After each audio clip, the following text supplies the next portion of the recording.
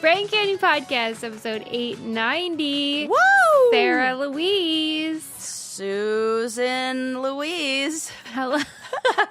How are you over there? Oh, Wild. I'm doing so good. Ew. Are you I know. sure? Well, here's the thing. I compartmentalize. Yeah.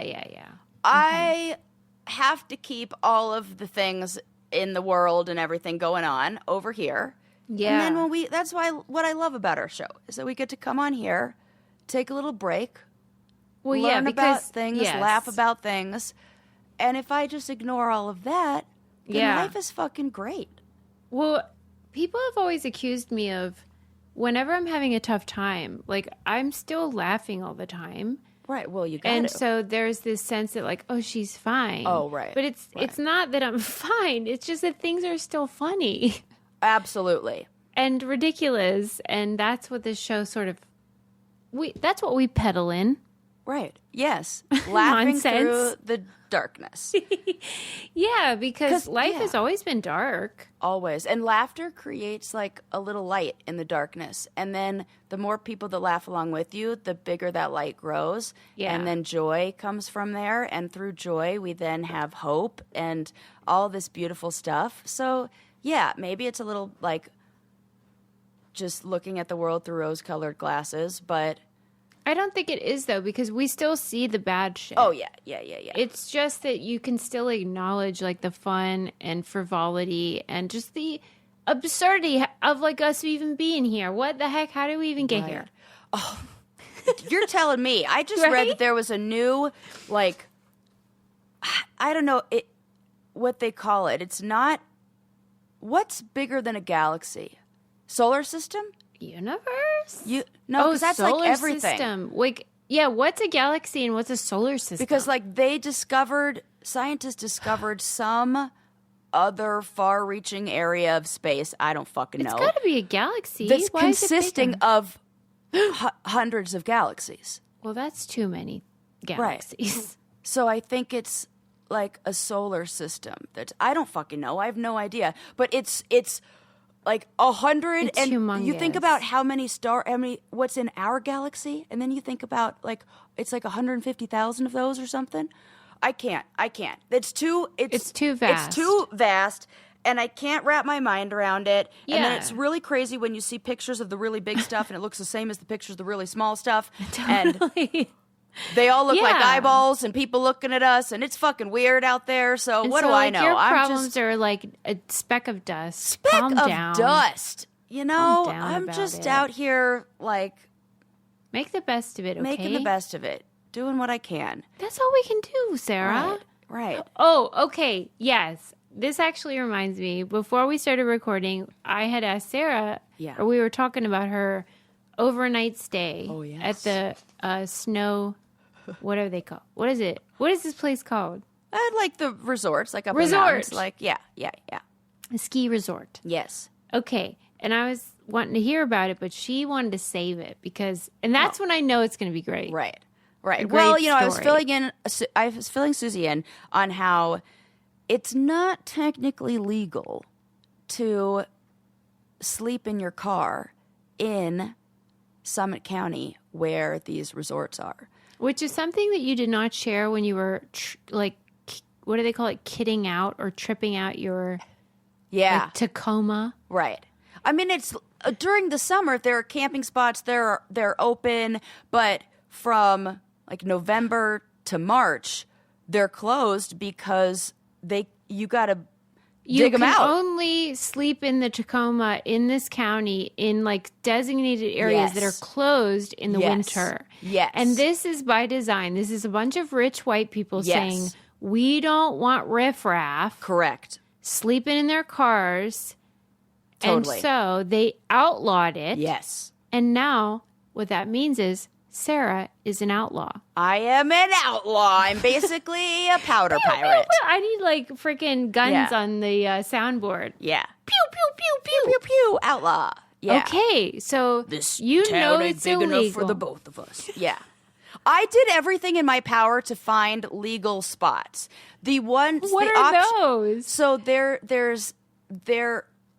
there were a few spots that were available, but one of them was like a trucker rest spot, and I was not about to spend that. It was like a pull off on the side of the road, like a rest stop like that. Yeah. And it's basically I'm not a bathroom. No bathroom. Right. And With I feel no like that's by bathroom? design too.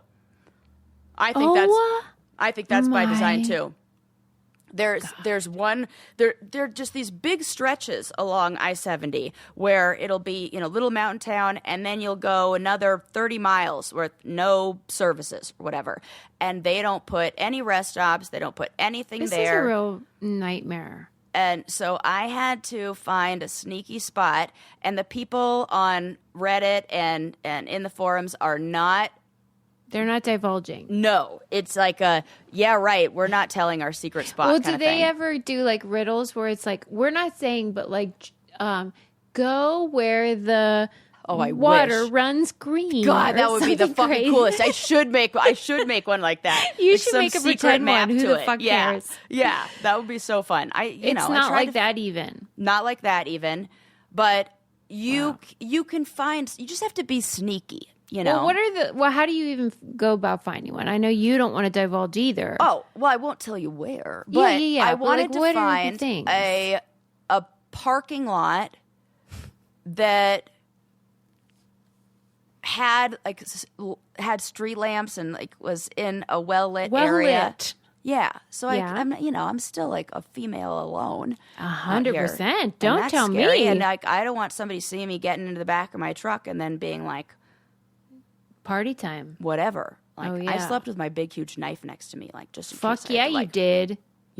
Absolutely. murder somebody. This is my favorite part of the story. Yeah, and I slept next to, that rape whistle that I had that accidentally went off and we couldn't figure out how to not do the birdie whistle. Yeah, I know how to use it now. So Sarah slept with a rape whistle. I was like, okay, worst case scenario, stab someone, pull the this thing. is We're good. what women have to do to snowboard. No, so we have to do snowboard when we're cheap. Listen, this is why I need you guys to use the codes. Oh, I need you guys to join our Patreon because I am out here not Sarah able to is afford having to sleep with a the quality rape whistle. inn. And so at $89 a night or $120 a night. So this is where we're at, folks. I'm sleeping in my truck. I am actually dying. I haven't even gotten to the part that I know Susie's going to die about. I haven't even gotten there. I can't. Okay, go ahead. So go ahead. it's cold. Luckily it was not the coldest night, but the temperatures were going to drop down to like the high teens, Below low 20s. freezing. Below right. freezing. Oh, for fuck's And it sake. snowed. We got like six inches of snow that night. So I brought my electric blanket thinking, no problemo. I got an outlet in the back of my car. There is a problemo. Mucho problemo. Más problemos. I don't even know how to say that in Spanish. My mom's rolling her eyes right now going, that's not how you say that. So turns out the truck bed has a maximum voltage. No. And that like wattage that'll allow. And it's like, And my it's blanket- basically like a toothbrush, like an electric Totally. toothbrush level. It's like you can charge nothing. And so your girl did not have an electric blanket, so I just had but I remembered hearing from somebody that if you put, and what I thought it was if you put like a seal over the window that you can keep some of the cold out. That if you put like saran wrap over the window. Yeah. But then I was like, I couldn't remember if it was saran wrap or tinfoil.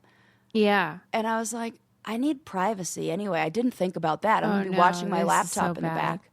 So I went to Walmart and I bought a roll of tinfoil. Of course. And I, like a crazy person, lined was in the parking lot, lining great. the inside of You should have done a time lapse. I like, fucking if you were really should have. thinking. What was I thinking? And then as I'm doing that, some guy comes up to me in his car and he's like, hey, do you know if you're allowed to park overnight in this parking lot? And I was like, nope.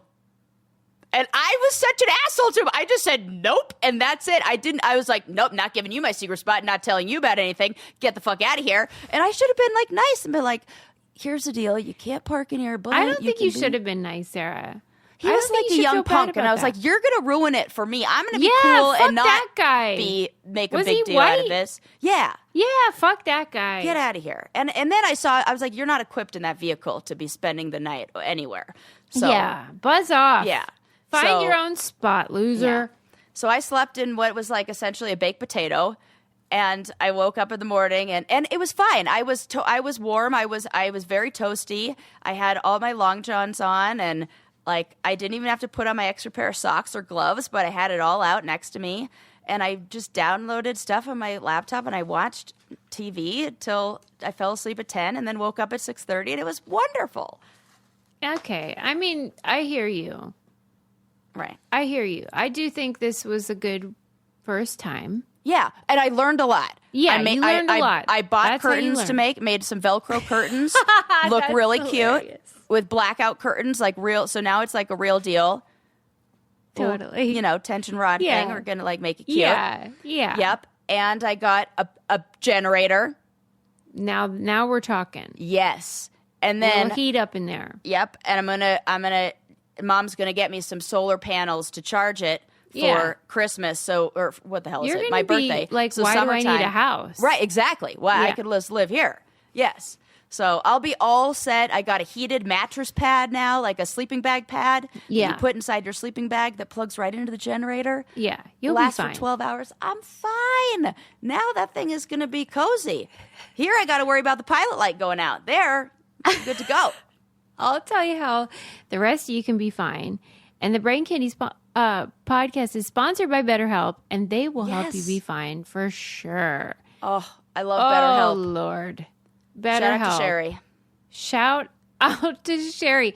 BetterHelp, have you considered making shout out to Sherry your tagline? Because, right. This is like our whole thing is that like Sherry's doing the Lord's work, and all of the counselors, the therapists on BetterHelp are doing the Lord's work because we all have a lot to talk about with these folks. Yeah. Stress, grief, relationship stuff. Yes. Family stuff.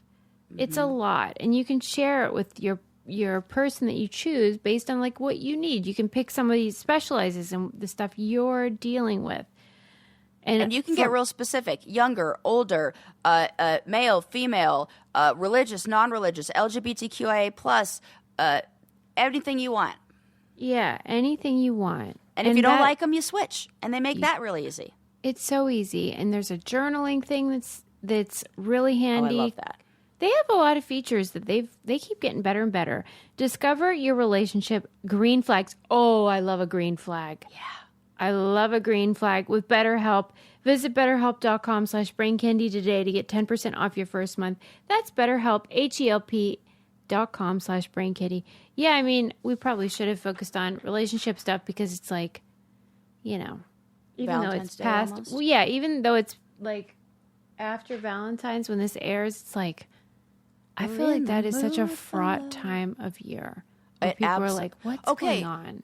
But I think there's a reason for that. I think that we all, and I see this as a therapist, we make these big commitments to ourselves in January. And then in January, we're trying so hard to be this best like a totally version, different person. Yeah. Of ourselves that, totally different version. It's like too much change at once. And then things usually come crashing down around like end of January, beginning of February. And then you're reminded that you're probably either not in a relationship or in a bad one. And then if you are in a relationship, you're made to feel like you're not doing enough in your relationship with all the commercials and everything on TV and do I need to propose and blah, blah, blah, blah, blah. It's a lot. Yeah. All right. Yeah. Sarah, I'm glad it went well. Oh, no, you didn't finish. What? There's something that happened. Was there anything else that happened in your car that was questionable?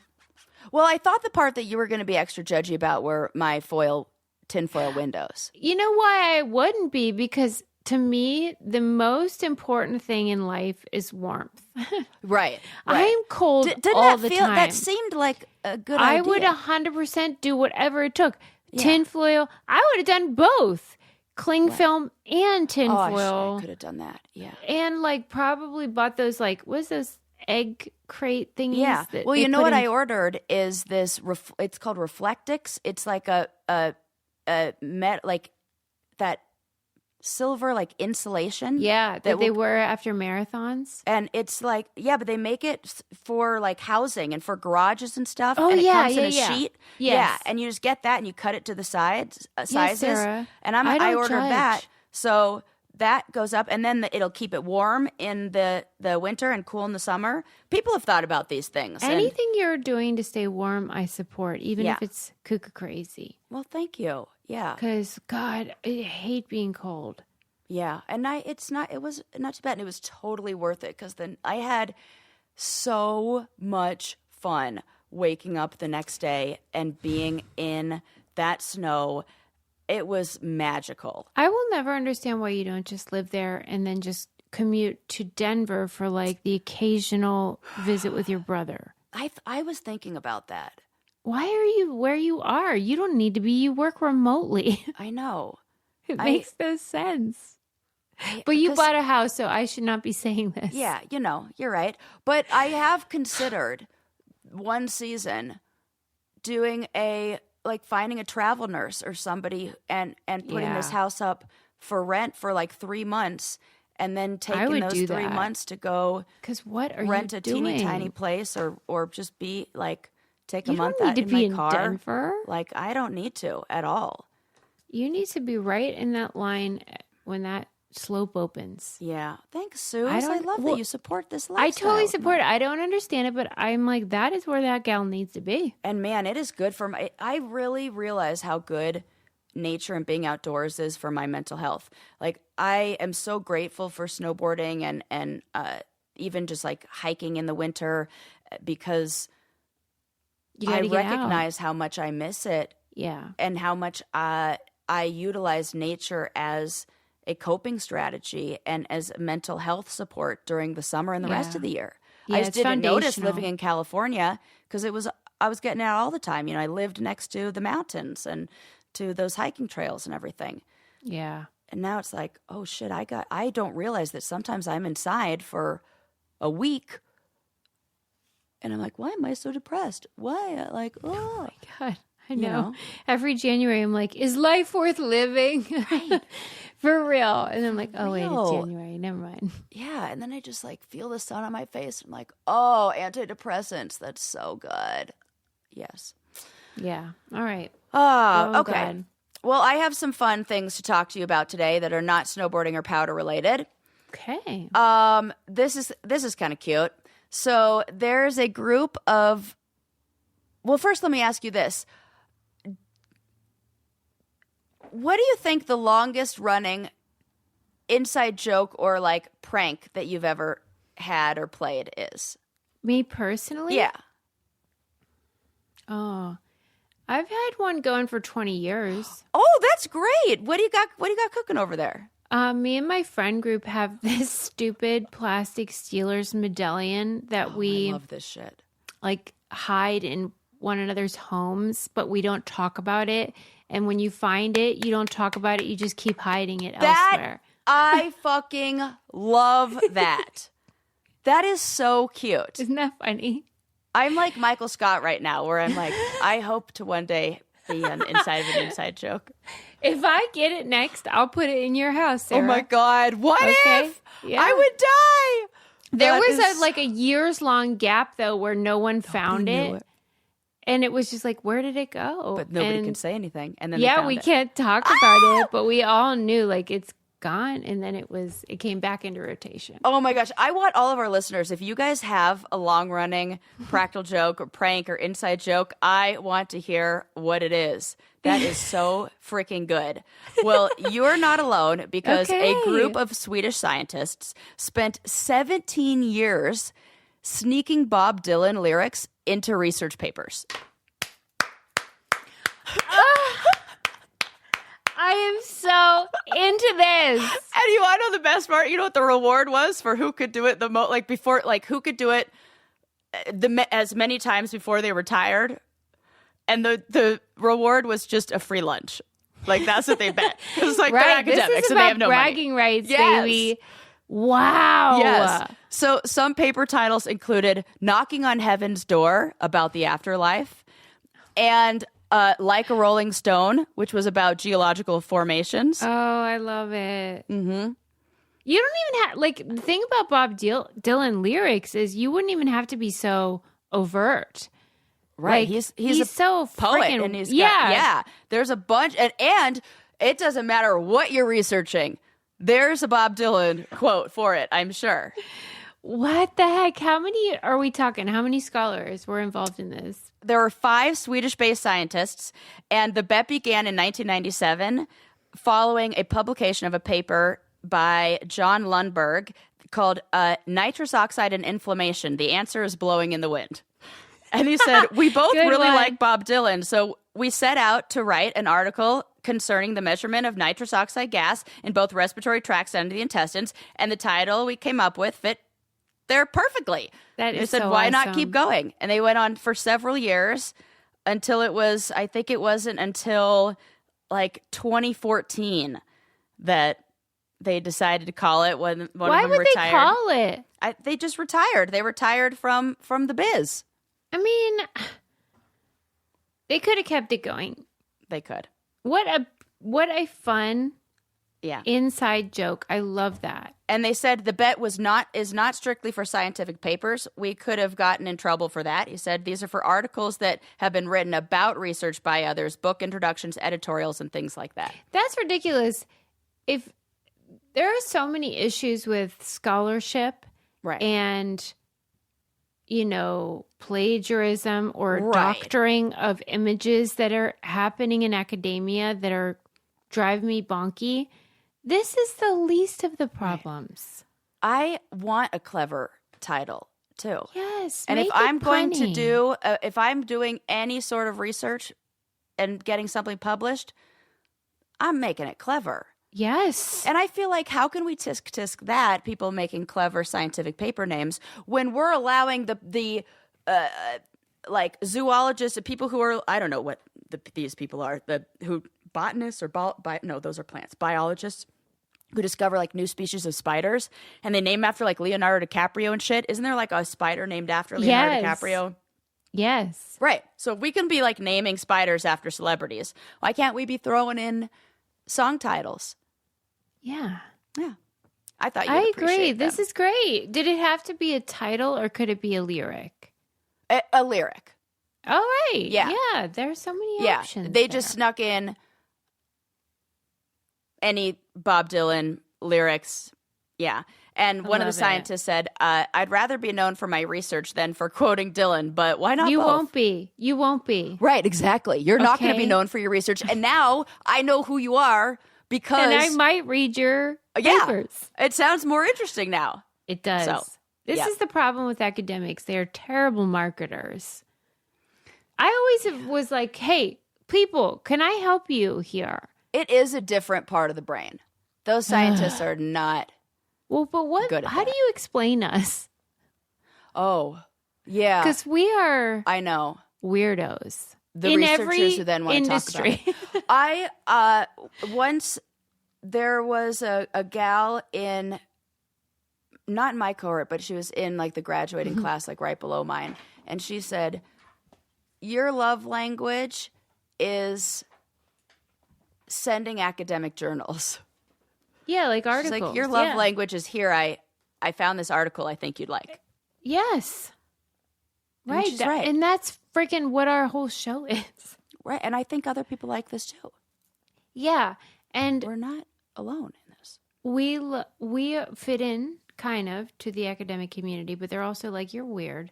And then we fit in for sure of. They're like, we're weird. Yeah. In the academic community. Yes. But we also fit into the reality community, but they're also like, you're weird. You're weird. Right? We are the sporks of, where they're like, I don't know where to put you. I don't know where you go. But versatile, very useful.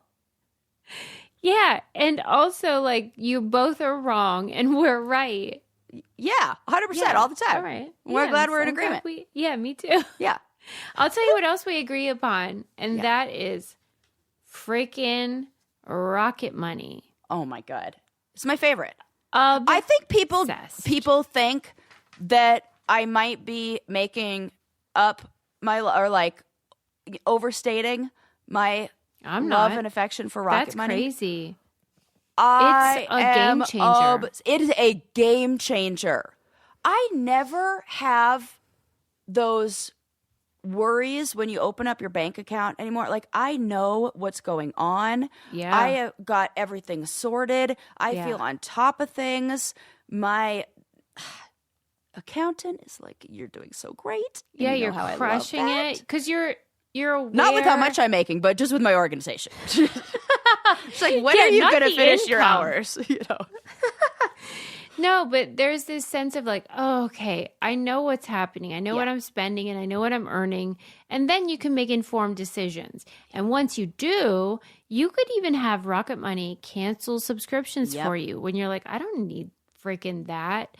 Or they can negotiate lower rates on things like insurance or even, I mean. One of my favorite things. Oh, sorry, go ahead. No, go ahead. Yeah. One of my favorite things is when you click on one of the subscriptions and they tell you how much you've spent on it or how much it'll be for the year. It's not good. And when I was like, "Oh, $5, what's that?" And then I was like, Nope, cancel. Not worth it. Because I don't want need that. it. I don't need it. For that much for a year? Please. Yeah, so you could cancel your unwanted subscriptions and reach your financial goals faster with Rocket Money. Go to rocketmoney.com/braincandy today. That's rocketmoney.com/braincandy, rocketmoney.com/braincandy. And by the way, that's a free app. Yes, I'm free. asking nothing of you. $0 US. You could help the Brain Candy podcast and help Sarah not have to sleep in a freezing cold, weird tinfoil car. Right. Or at the very least, you can help me get a bigger, better generator. At minimum. Mm-hmm. Okay, well, speaking of cold. Oh, no. This, I think maybe we've talked a little bit about this project, but not about maybe what they've discovered. So Beyond Epica is this ice project in Antarctica where researchers are drilling through basically 1.2 million years of history. Have you heard about this or seen this? So this is, like I said, in Antarctica, and they're drilling. It's basically like, if you were to take a straw and put a straw into, like, I don't know, Jell-O or something, and then pull it out, and then it would like come out in the same shape of the straw. It's like that's what they're doing. They're coring into, drilling into the earth and taking out. It's like a gigantic ice popsicle. Yeah, that is. I want to say it's like 7 Empire State Buildings on top of each other. That's how far down they're digging. Is that how long this sample is? Yes. Well, they core it. They break it up. It's 2,800 meters long. That is huge. Humongous. And they come up. It's really cool to watch because it comes up just kind of like that, like a straw, and then it's very satisfying. It's like the smoothest, roundest sample you've ever seen. Yeah. And they went down until they hit bedrock. So they have cored through the entire ice in like block of Antarctica till they reach the bottom of it. Yeah. And air bubbles from the bottom are 1.2 million years old. That means that the ice in there are snowflakes from 1.2 million years ago. It's too much for the brain to conceive of. I can't. And there's a lot of information that could be in there. It could help explain like glacial cycles that shift. They had to work really hard to like find and I don't even know, how do they even do this? How do they find the deep spots of ice? Do you send sound down there? I had so many questions and I would love to hear like, how do you decide where to core? They call it the Goldilocks problem. Finding ice that's thick enough to contain ancient history, but not too thick to have melted. Why? Why would it have melted? I think maybe too thick and create some sort of heat that then melts it. ridiculous. I have no idea. I'm totally making this up. I do That not is know so anything about weird. thermodynamics, but that is what the research said. And the bottom 210 meters of the core is the oldest ice ever recovered that's possibly dating back beyond 2.5 million years ago. It's too much. Yeah. Unbelievable. What do you know anything about what they're finding? Or what they're even looking for? What do they want to know? I think there are different teams because they're then transporting the ice to Europe, which seems like crazy because how are you doing that? high risk. What are they doing? Chopping it up first? Yes, they pull it up and then they chop it into sections, and then the sections get labeled. And I'm sure that there's some aging, like they're able to age it based on the sections. And it's Wonder very, what's very in there. organized. What do you think's in there? Well, my worry is like disease. You melt it and it's Oh my God. I didn't even surprise, think of that. Here's bacteria that were like frozen Surprise. for forever. Because that happened to, I've talked about this on here before. It was this story that came and went really quickly, but I have a friend who does photography for National Geographic, and she was in Mongolia, and she was photographing the falcon hunters in Mongolia. And she was hearing stories about how because of global warming, areas of Mongolia are melting that have not been uncovered for hundreds of years. And in that process, there was some, I don't know, virus, disease, illness, whatever, that Was dormant. And then came back to life and killed a whole bunch of their caribou population. Like they almost made them extinct kind of thing. And they were all worried, like, what's going to happen? How are we even going to eat? How, we don't worry about that. But in Mongolia, falcon hunters do. And because it wasn't a problem for us in the United States, this story like came and went. But my friend was like, there's like a mass die-off of caribou in Mongolia, and we need to really care about this because these viruses and these things are coming up from stuff that we're uncovering. It's hard because there's so much for us to care about. Right Now. Right. And it really does feel like I can't care about everything. I know. You can't.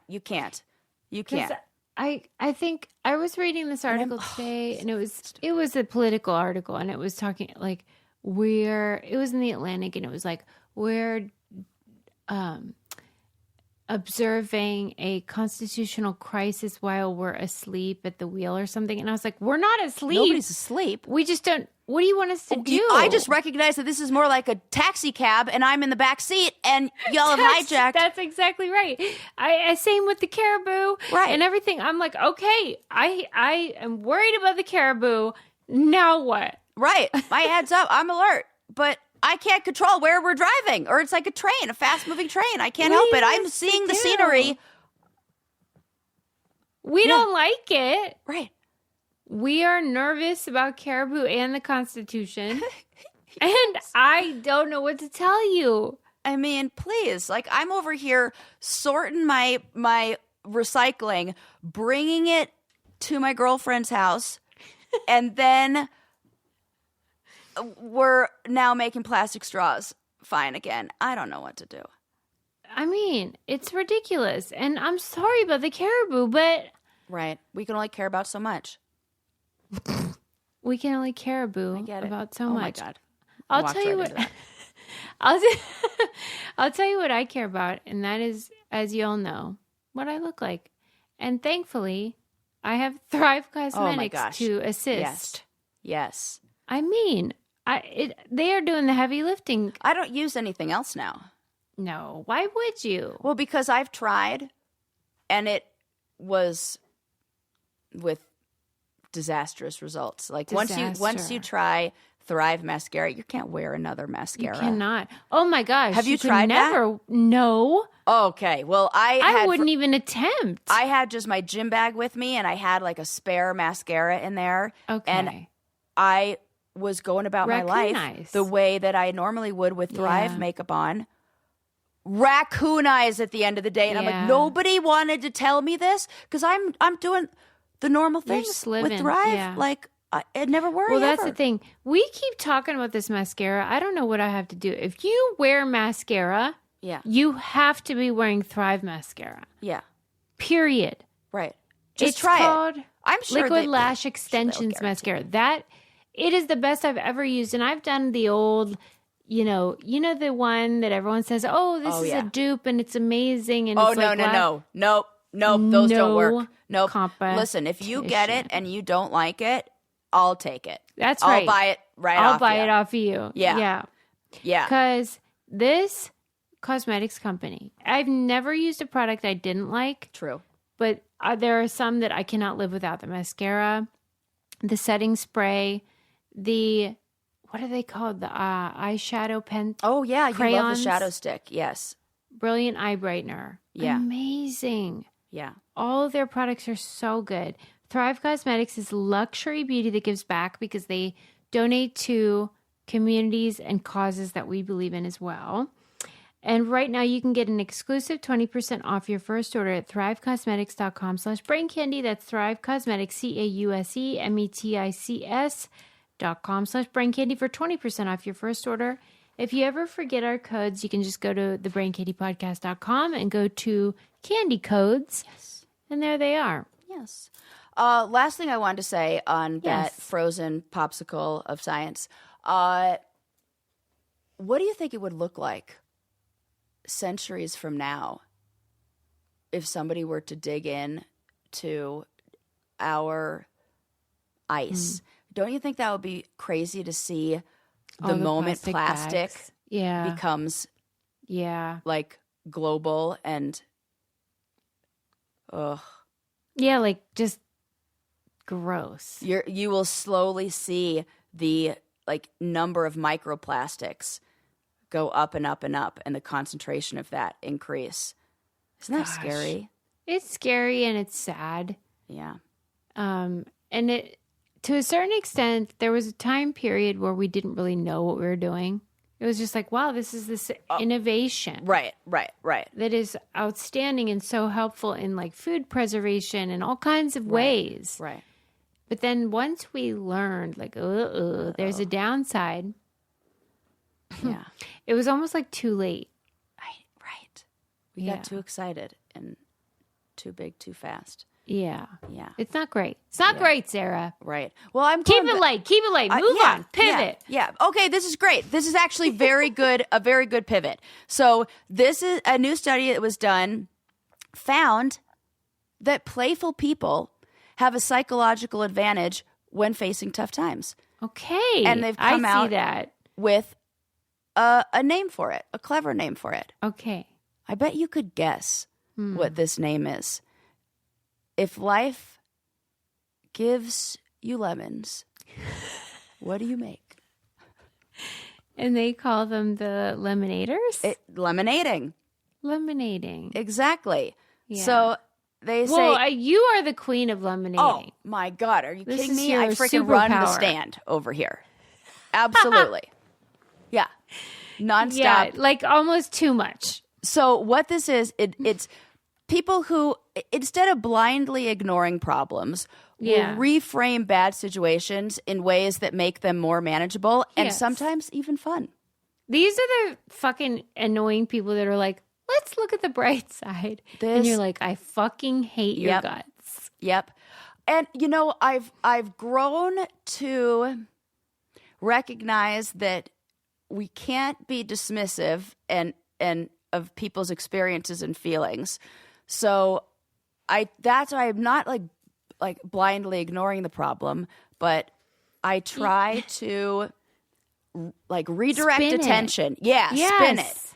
I always joke like I say this with clients too, that worried brain, it's almost like, you know, when you have a little kid that's crying, little baby that's crying, and you want to distract him and you need some keys, and you're like, you get some keys, you're like, hey, look at this over here. That we kind of have to do that to our brain a little bit to get it out, looking at something else.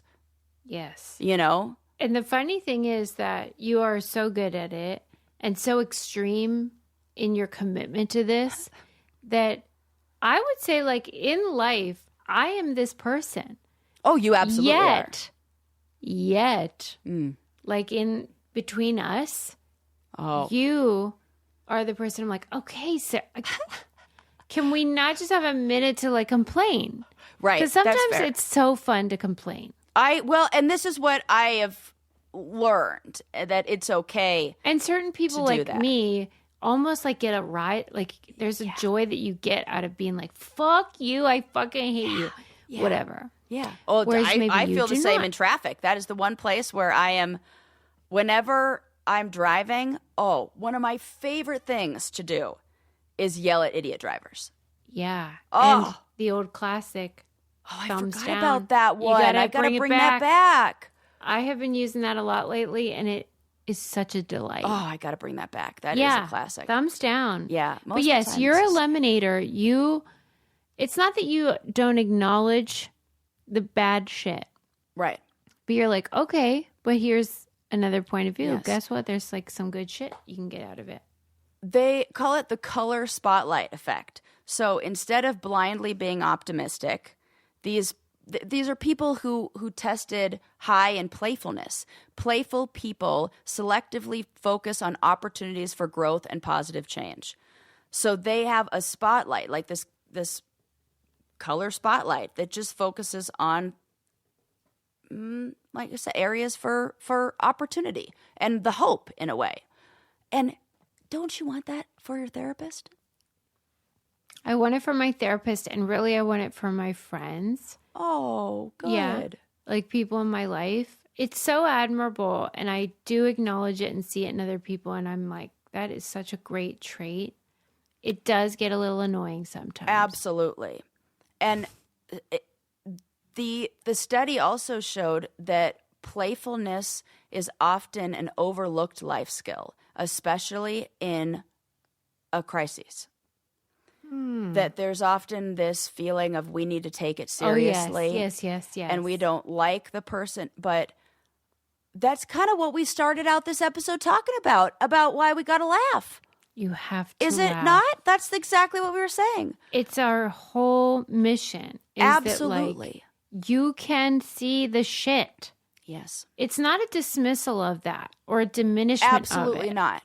Yeah. Right. And the suggestion that encouraging adult playfulness could be such, and the fact that it said could be, I'm going to go ahead and say is, a tool for mental health therapy and stress management. Mm-hmm. And I was not always like this. I was, like, you saw bits and pieces of it, but when I was married and when I had a miscarriage and I was going through that sadness and that darkness of time in my life, my therapist said, you've forgotten how to play and you don't know how to play and be fun anymore. Like, when was the last time you could? Because everything became serious. I was like agoraphobic after I had my miscarriage. I was a fucking mess. And she's like, you got to grieve this. You got to play and connect to being fun. And there's a movie that really helped. I watched, Christopher Robin. It's the live action film with Ethan. What's his name? No. Something McGregor? Ewan McGregor? Maybe that's who it is. I'm guessing. One of those British guys. But it's all about, like, Christopher Robin grows up and he forgets how to play and he has, like, a nervous breakdown basically, and then sees Winnie the Pooh.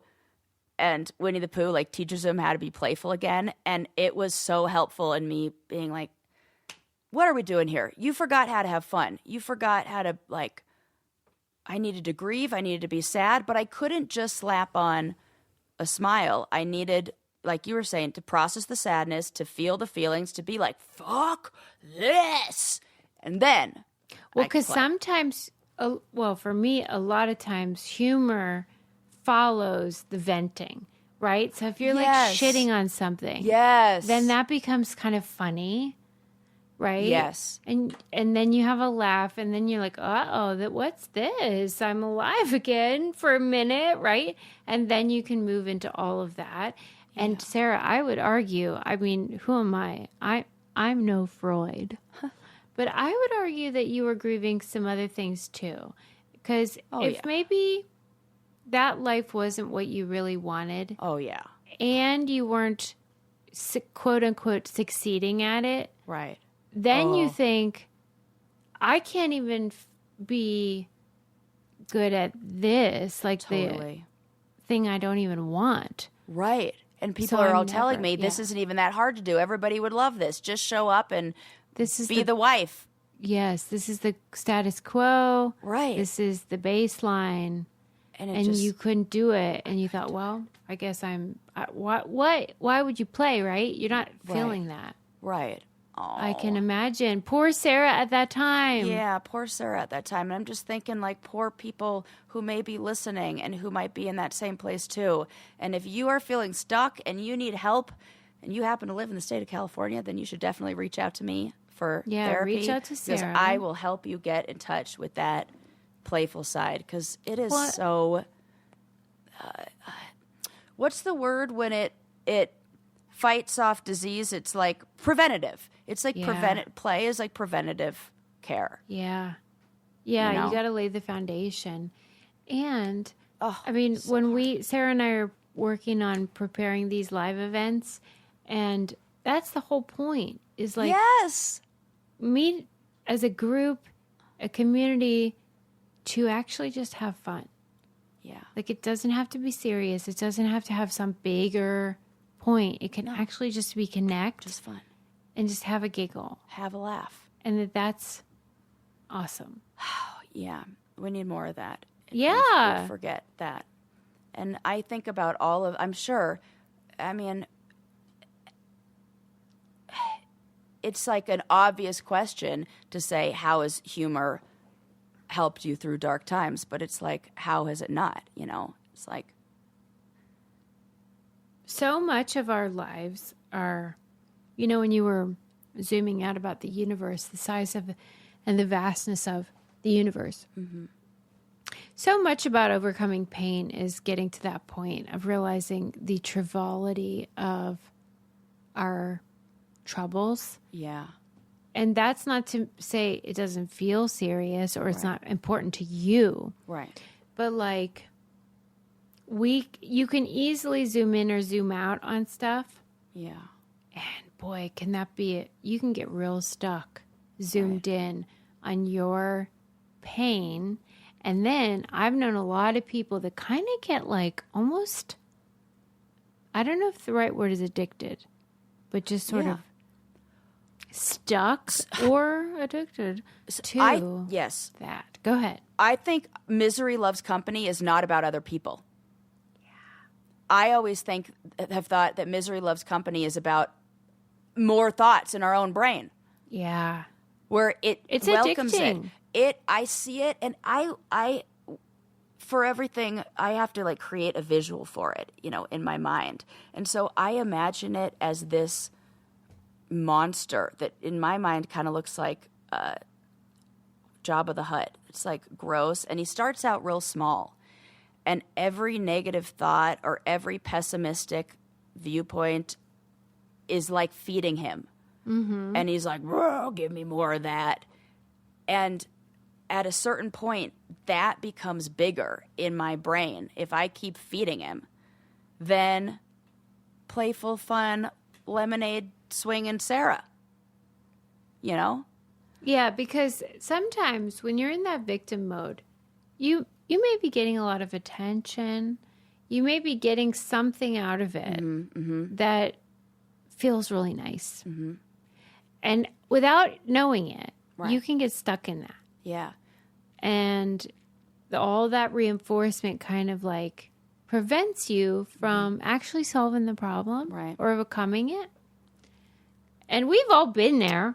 I'm not talking about it like I've not done this. And we might all be there for some different things right now.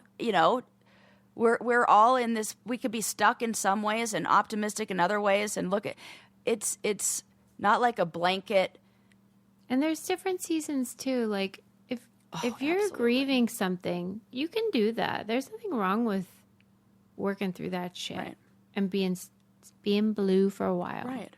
But it's I think when you kind of choose it as like, here's where I live. Right. Right. You're not choosing to. And I think if that depression monster, that sadness monster, grief monster, whatever, grows to be so big, it makes you almost forget that other part, or it becomes so large in comparison to that other part that it's hard to then hear that other voice, or like, you know, you feed the thing that's screaming at you more, and it's hard to get out of that. But I'll tell you what, play though, is the way to do it. Play is the antidote, and even if you don't feel like it's like exercise. Yeah. Do it and see how you feel after. Yeah. Because I bet you'll feel pretty good. It doesn't have to be like something that feels inauthentic too. You know, it doesn't have to be pretending to, like, I love going on the swings, but if that's not like, you're not into that kind of playing, then it could be like, I'm just going to sit down and do a puzzle, or I'm just going to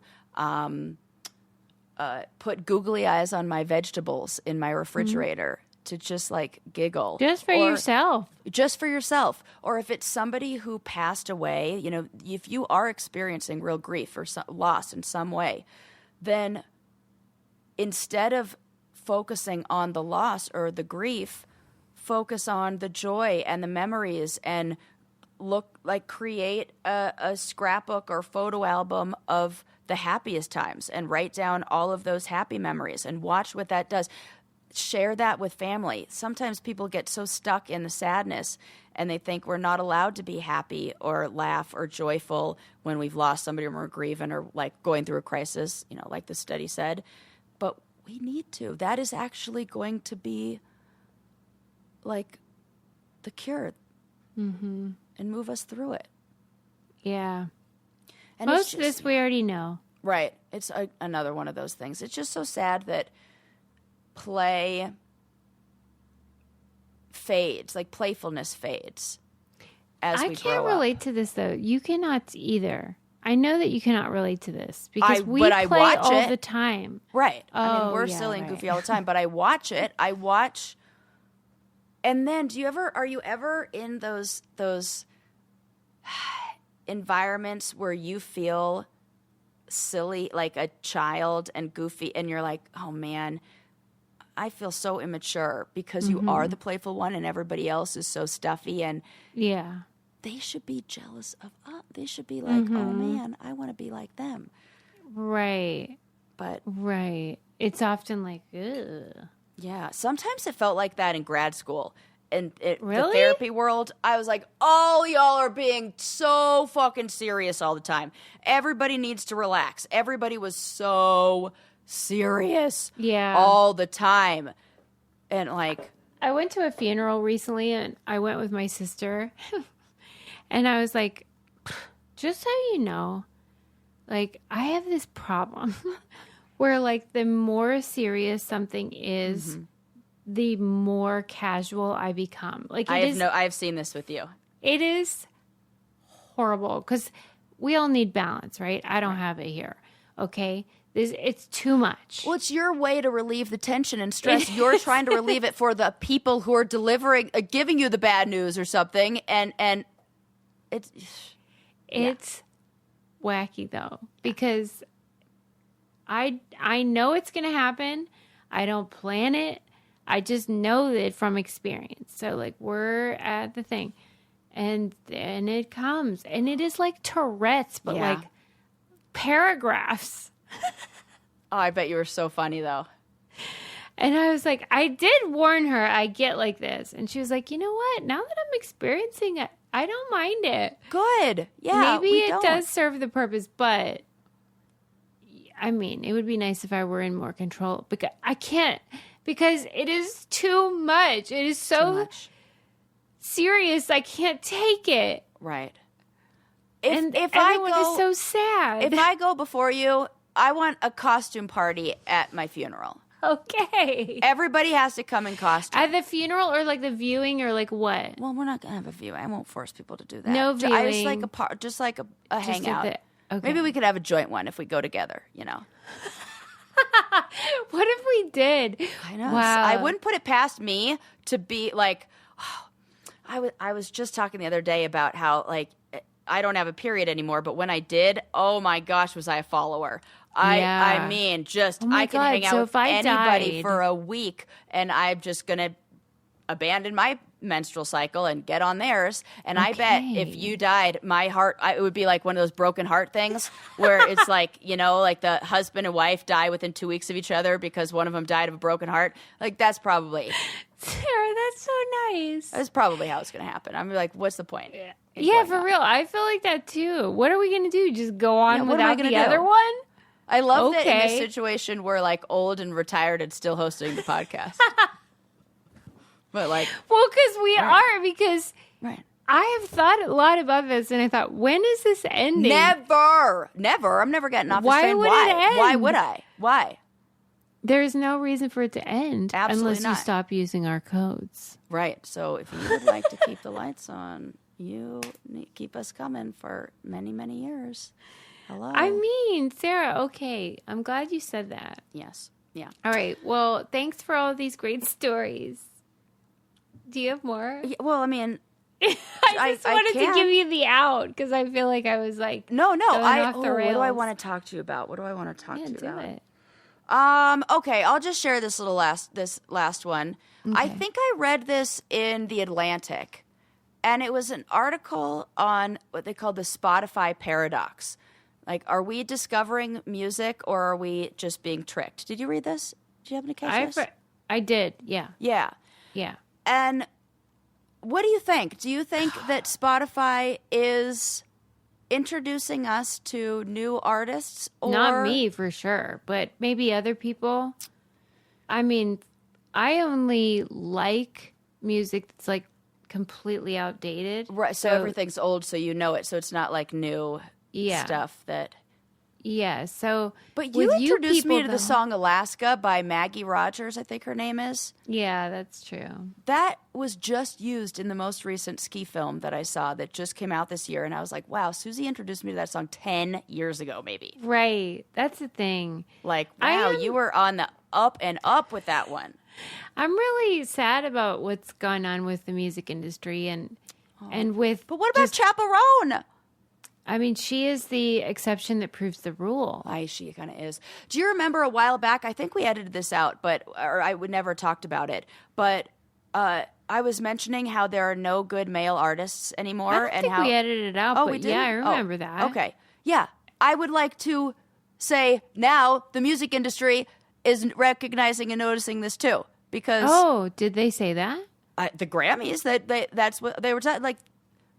Kendrick Lamar and all the women. Yeah. Like, no, what for new real. male artists? I don't know any ones that... No, it's bad. And, like, the algorithm is a problem. I've looked at so many graphs about, like, the death of rock. And I don't know the answer. Because people are... There is also... I mean, this is real. The situation that we're all in, where life is so hard, does prevent you from like exploring new music. We're like, fucking just play the hits. Absolutely, it does. And why we're seeing a lot of the same movies get like a resurgence of these old movies.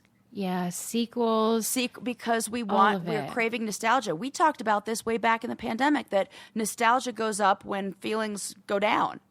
Yeah. And so it makes me sad. I don't know the answer. I love Spotify. I use it every day. Yeah. But at the same time, I'm like, if someone wanted to find new music, they would really be hard pressed, because Spotify also has the problem of all the AI slop. Right. And stuff that's being uploaded that's not legit. It's ridiculous. Yeah. And now they have this discovery mode program that allows labels to pay for priority playlist See, that's a hard bullshit. thing to say. That's just radio placement. That's fucking payola. That is. That's what we outlawed on the radio. Oh, that was outlawed? Yeah, payola, where people, like, labels were paying DJs to play the records. Oh my God, I totally thought that was like how it worked. Yeah, it did. And then it was like, but it was secret. And then people found out about it and it was outlawed because it's wrong. Huh. Right? And then now we're doing it on Spotify? I really wish we could go back to like old DJs. Yeah, on the platters that matter, baby. I really like that. I want a, if you've ever met that person who knows about music and who's like, "Ooh, I got this song to introduce you to, this song to introduce you to," and then you hear one of their playlists and you're like, "Oh, every one of these is a banger." Like, I want that DJ who's going to not AI feed me through the, some label decision on what I should hear. I want the DJ who's like the vibes. Like, do you remember when we went to the Real World House and that man gave us the tour and he played us music and that was the best. And he was like, "I know what song you'll like. This one and this one."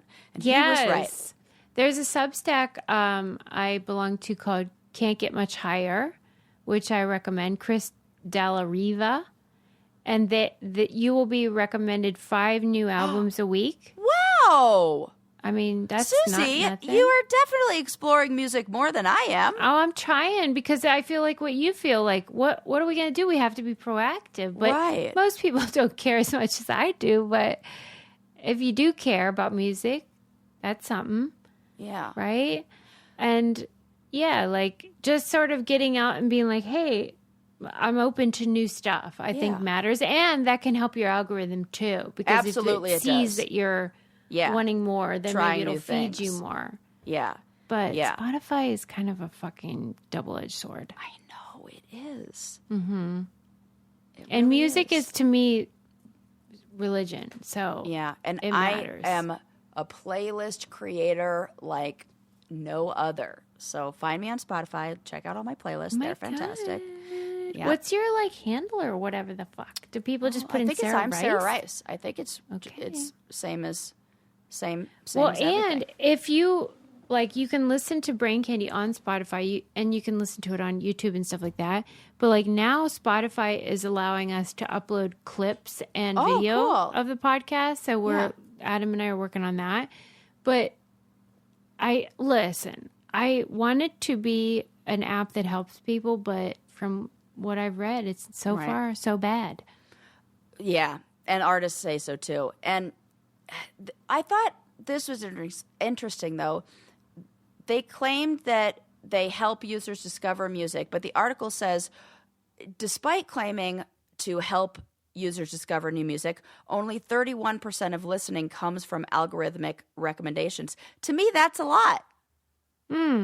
Yeah, I hear what you're saying. It depends on how you look at that. Yeah. Yeah, because I think thinking that 31% of the music that people are listening to is new to them. Yeah, that's true. Is way more than what a lot of us are getting, especially over the age of 35. We've stopped exploring new music. We've talked about that before. So yeah, that's true. All right, Sarah's looking at the silver lining. She's an optimist. Yeah, you just have to actively engage with it, like anything. Just like your Instagram accounts, any other algorithm.